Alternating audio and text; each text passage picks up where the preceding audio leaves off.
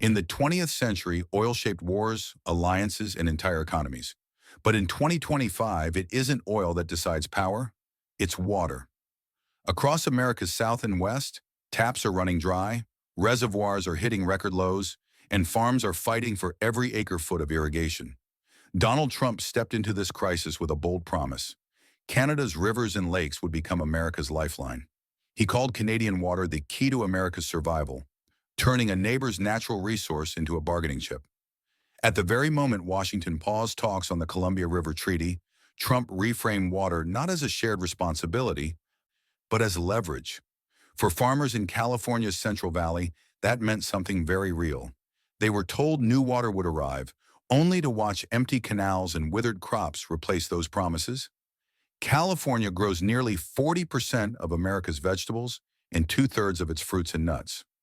Without water, prices rise, shelves thin, and dinner tables feel the impact.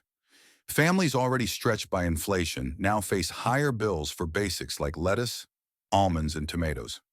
Meanwhile, in Arizona, chip manufacturers that use tens of millions of gallons a week began recalculating their future. Steel mills in Michigan and auto plants in Ohio braced for reduced shifts, all tied to the same shortage. Trump's demand to treat Canadian water as a tradable asset shocked Ottawa. Prime Minister Mark Carney, once known for quiet financial work, drew a sharp line. Canada's water is not for sale. That refusal didn't just block a request, it exposed the fragility of long-standing trust between allies. It signaled to the world that even America could politicize a resource as vital as drinking water. And it raised a question bigger than tariffs, ports, or pipelines. If water can be turned into a weapon of negotiation, what treaty, what promise can truly be trusted? This isn't only a US-Canada dispute, it is the opening act of a global power shift, where water, not oil, defines survival. Treaty timeline, from 1961 to the 2025 pause. The Columbia River Treaty of 1961 was born in a different era. It balanced U.S. flood control with Canada's right to hydropower profits, and for decades it was celebrated as a model of cross-border cooperation. For over 60 years, that treaty kept the river flowing in relative peace. Communities in British Columbia and the Pacific Northwest relied on its stability, confident that water would be managed fairly. By 2024, modernization talks were well underway. Both governments aimed to update the treaty to reflect climate realities, fish habitats, and new energy demands. Negotiators were optimistic. Technical teams from Ottawa and Washington traded models, agreed on priorities, and prepared to sign a framework for the next generation. But then came the shock of early 2025. Donald Trump abruptly paused the negotiations, shifting the conversation from cooperation to coercion. Instead of discussing shared hydropower and flood protection, Washington began framing Canada's rivers as America's survival strategy. Trump's public remarks singled out the Columbia, describing it as a vast reservoir waiting to be tapped for American drought relief. In Ottawa, the response was immediate. Prime Minister Mark Carney declared Canada's water was not a commodity and would never be traded as a bargaining chip. That message resonated across provinces, uniting Indigenous groups, environmental coalitions, and everyday citizens.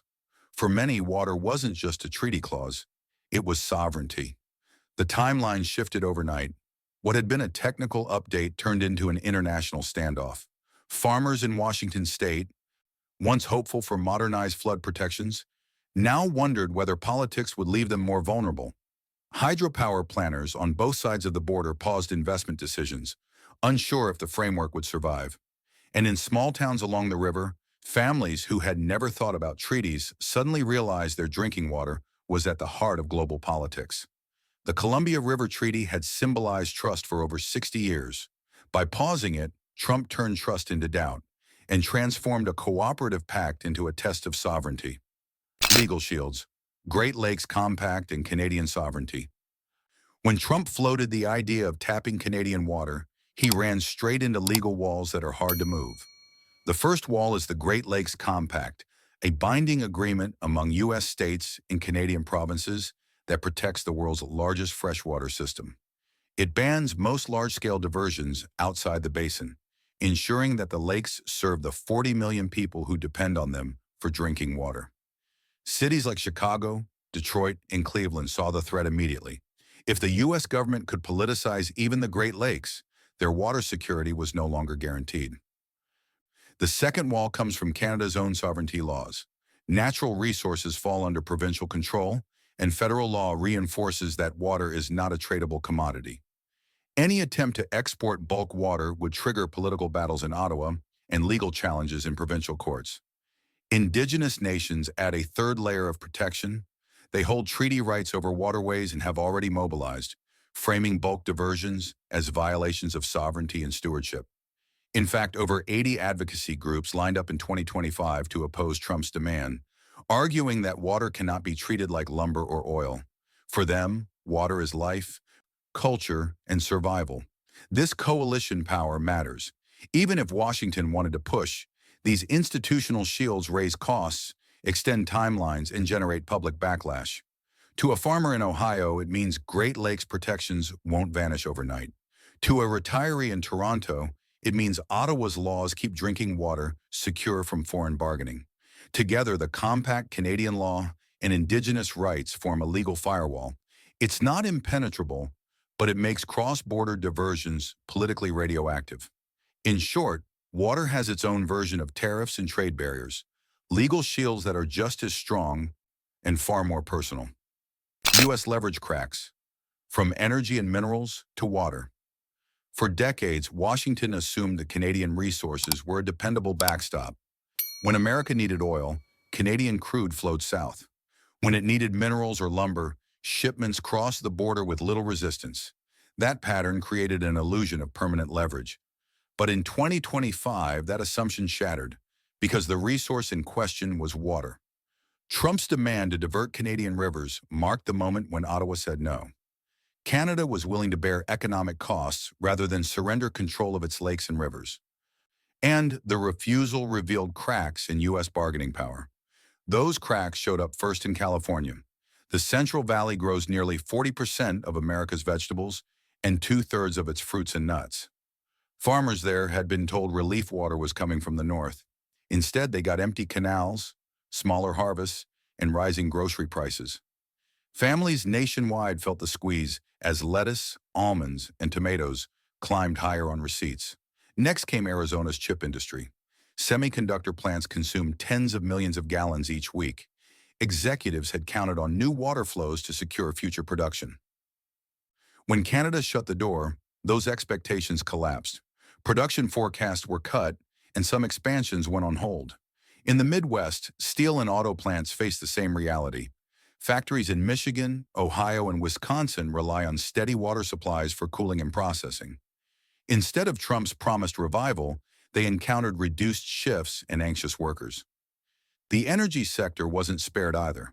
Hydropower plants in the Pacific Northwest had hoped Canadian reservoirs could supplement shrinking lakes. When that didn't happen, utilities turned back to coal and gas, raising bills and rolling back clean energy gains. The optics were stark. Trump pledged to show strength, but Canada's refusal exposed the limits of U.S. leverage. A smaller neighbor drew a firm line, and the world took notice. For everyday Americans, the result was higher prices, fewer jobs, and a reminder that water, unlike oil, has no substitute. The cracks in U.S. leverage are now visible, and they run deep. Global repercussions. Europe and China looked to Canada, OPEC 1973. Echoes. The shockwaves from Trump's water demand didn't stop at the U.S.-Canada border. They spread quickly across the globe, forcing governments and investors to rethink strategy. In Beijing, state-linked firms began probing Canada's water sector almost immediately. Chinese capital, long used to securing oil in Africa and gas in Central Asia, started floating proposals for agricultural partnerships and infrastructure tied to Canadian freshwater. For China, water isn't just an environmental concern, it is an industrial survival issue. Its chip factories, urban centers, and northern farms are already strained by scarcity. Securing even indirect access to Canadian water became a long-horizon goal. Meanwhile, in Brussels, European policymakers began drafting contingency plans. Southern Europe has faced recurring droughts for over a decade. Italy, Spain, and Greece now see Canada not only as a distant trade partner, but as a potential lifeline for food instability. Talks over agricultural imports and future water-linked investment began to surface in policy circles. Markets read these signals fast. The idea that Canada could become a water OPEC reshaped capital flows. Investors started shifting toward water-rich jurisdictions, while marking drought-prone zones as higher risk. This reallocation mirrored the oil shocks of 1973. Back then, OPEC's embargo showed how a resource assumed to be neutral could upend alliances and spark global inflation. Today, water carries the same disruptive potential. It determines where new factories will be built, which countries can sustain agriculture, and how supply chains are routed. North America's dispute was no longer a local quarrel. It became a test case for global resource politics. For Ottawa, the refusal elevated Canada from middle power to gatekeeper. For Washington, it highlighted vulnerability, not strength. And for allies from Tokyo to Berlin, it sent a sobering message. U.S. reliability can't be taken for granted, even on something as fundamental as fresh water. The world has started treating water as the 21st century's oil, and Canada now holds the keys to a resource that shapes geopolitics at every level. Erosion of trust. Allies reassess U.S. reliability. The pause of the Columbia River Treaty did more than stall negotiations. It raised doubts about whether America still honors long-standing agreements. For 6 decades, that treaty symbolized predictability. When Washington turned it into a bargaining chip, allies everywhere began to question what other commitments might be politicized. Governments in Europe, Asia, and Latin America read the signals. If a water accord could be suspended for leverage, what about climate pacts, defense guarantees, or trade rules? This erosion of trust spread quickly into markets. Investors started adding a water risk premium to American agriculture and manufacturing projects. Farms in California's Central Valley, already squeezed by drought, suddenly looked like fragile bets. Midwestern auto plants and steel mills faced higher financing costs as lenders worried about water reliability. Even defense contractors felt the ripple, since weapons production requires vast amounts of cooling water. In Ottawa, officials framed Carney's refusal as a defense of sovereignty. But in global boardrooms, the story sounded different. America had revealed it could politicize anything, even the most essential resource. For Canada, this moment reinforced credibility. For the U.S., it chipped away at reputation. Every ally that depends on American reliability recalculated its exposure. In Tokyo, planners asked if U.S. bases could face resource constraints. In Brussels, negotiators wondered if America might back away from food security talks. And in Mexico City, officials noted that if Washington was willing to pressure Canada, no neighbor was safe from resource politics. For ordinary people, the erosion of trust translates into higher costs and fewer guarantees. It means loans are harder to get, projects take longer to approve, and governments hedge by turning to other partners. The bigger message is clear. America's credibility is no longer assumed. It must be earned again, drop by drop. Water ascends as the new geopolitical resource. In the 20th century, America's power was anchored in oil. But in the 21st, water has taken its place as the decisive resource. The showdown with Canada exposed that shift in full view. When Trump demanded Canadian rivers, the refusal was not just symbolic, it was structural. It proved that access to fresh water is no longer guaranteed by alliance or proximity. It is controlled by sovereignty, law, and political will. For Canada, this was a defining moment. By saying no, Ottawa positioned itself as a gatekeeper of the world's most valuable resource. It showed allies and rivals alike that water is not a commodity to be traded under pressure. That stance elevated Canada's leverage across agriculture, technology, and energy. For the U.S., the lesson is harsher. Decades of assuming Canadian resources would flow freely have ended. Now Washington faces the reality that its food, energy, and manufacturing systems are vulnerable without secure water supplies. California's produce fields, Arizona's chip fabs, and Midwest auto plants all revealed how fragile the system has become. If Canada can withhold, then America must adapt. The only realistic paths forward are investment in large-scale water reuse, industrial desalination, and smarter pricing of the water already available. These solutions exist, but they require billions in capital years of construction, and strong political will. Without them, dependence on Canadian reservoirs will linger, leaving U.S. industries exposed to geopolitics rather than secured by resilience. Globally, the verdict is just as clear. Water has become the 21st century's oil, shaping alliances, investment flows, and security strategies. Europe and China are already drawing Canada into long-term plans. If America lags, it risks watching its neighbor build the partnerships that once defined U.S. global influence. For farmers in Iowa, families in Phoenix, and retirees in Cleveland, the stakes feel personal. It's about grocery bills, utility costs, and the security of daily life. And for policymakers, it's about credibility. If America wants to lead, it must first prove it can secure water for its own people. Bottom line, water is no longer just life, it is leverage. Canada holds the gate, and America must decide whether to invest in independence or negotiate from weakness. Final words to the audience. Before we close, let's step back for a moment. Everything you've heard today is based on data and reporting from respected sources: Reuters, Bloomberg, the Wall Street Journal, the Financial Times, StatCan, the USDA, and the Bureau of Labor Statistics. These are not speculations pulled out of thin air. They are grounded in facts, numbers, and treaties that shape everyday life across North America. Still, it's important to remember, this video is for informational and educational purposes only. It is not legal advice, not financial guidance, and not a prediction of your personal future. Every community, every household experiences these issues differently. A farmer in California, a retiree in Michigan, and a small business owner in Toronto may each feel the impact of water politics in unique ways. So please take the numbers as a framework, not as a prescription.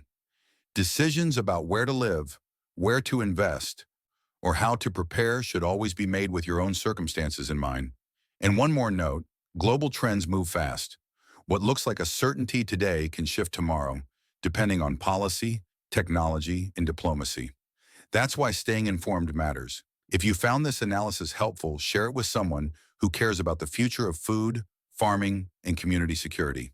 And don't forget to subscribe so you never miss our deep dives into the economic and geopolitical forces reshaping daily life. Because at the end of the day, water is not just politics. It's the foundation of every dinner table, every job, and every promise we hope to keep.